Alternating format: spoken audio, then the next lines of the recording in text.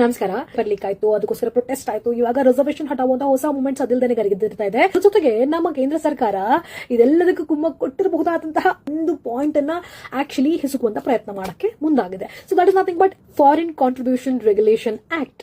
ವಿದೇಶಿ ದೇಣಿಗೆ ನಿಯಂತ್ರಣ ವಿಧೇಯಕವನ್ನು ಹೊರಡಿಸಕ್ಕೆ ಆಕ್ಚುಲಿ ಭಾರತ ಸರ್ಕಾರ ಮುಂದಾಗಿದೆ. ಕೆಲವೇ ಸಂಘಟನೆಗಳು ವಿರೋಧವನ್ನು ಕೂಡ ಮಾಡ್ತಾ ಇದ್ದಾವೆ. ಆಕ್ಚುಲಿ ಭಾರತದಲ್ಲಿ 2019 ರಿಂದ 2022 ಬರೋಬ್ಬರಿ 55,741 ಕೋಟಿ ರೂಪಾಯಿ ದೇಣಿಗೆಯಾಗಿ ಕಾಣಿಕೆಯಾಗಿ ಸಿಕ್ಕಿದೆ ಸರ್ಕಾರೇತರ ಎನ್ಜಿಒಗಳಿಗೆ. ಬಟ್ ಈ ಹಣ ಭಾರತದ ಕಾನೂನಿಗೆ ಬದ್ಧವಾಗಿದ್ಯಾ, ಪಾರದರ್ಶಕವಾಗಿ ಸದ್ಬಳಕೆ ಆಗ್ತಾ ಇದ್ಯಾ ಅನ್ನೋದೇ ಒಂದು ದೊಡ್ಡ ಪ್ರಶ್ನೆ. ರಾಷ್ಟ್ರೀಯ ಹಿತಾಸಕ್ತಿಯ ವಿರುದ್ಧವಾಗಿ ಏನ್ ಕೆಲಸ ಮಾಡ್ತಾ ಇಲ್ಲ ತಾನೆ, ದುರ್ಬಳಕೆ ಆಗ್ತಾ ಇಲ್ಲ ತಾನೆ ಅನ್ನೋದನ್ನ ಖಚಿತಪಡಿಸಿಕೊಳ್ಳೋಕೆನೆ ಈ ಒಂದು ಆಕ್ಟ್. ಯಾವುದೇ ಎನ್ಜಿಒದ FCRA ನೋಂದಣಿ ರದ್ದಾದಾಗ, ಹಿಂಪಡೆದಾಗ ಅಥವಾ ಅವಧಿ ಮುಗ್ದೋದಾಗ ವಿದೇಶಿ ನಿಧಿಯಿಂದ ನಿರ್ಮಿಸಲಾದಂತಹ ಆಸ್ತಿಗಳನ್ನ ತಾತ್ಕಾಲಿಕವಾಗಿ ವಶಕ್ಕೆ ಪಡೆದುಕೊಳ್ಳೋಕೆ ಈ ಒಂದು ಅಮೆಂಡ್ಮೆಂಟ್ ವಿಶೇಷವಾದ ಪ್ರಾಧಿಕಾರವನ್ನ ಆಕ್ಚುಲಿ ನಿರ್ಮಾಣ ಮಾಡುತ್ತೆ. ಎನ್ಜಿಒ ರದ್ದಾಗೋಯ್ತು ಅಥವಾ ಅವಧಿ ಮುಗ್ದೋಯ್ತು ಅಂದಾಗಲೂ ಕೂಡ ಎಲ್ಲ ಆಸ್ತಿ ದೇಣಿಗೆಲ್ಲ ತಮ್ಮ ತನ್ನ ಇಟ್ಕೊಂಡ್ಬಿಡ್ತಾ ಇದ್ರು ಜನ.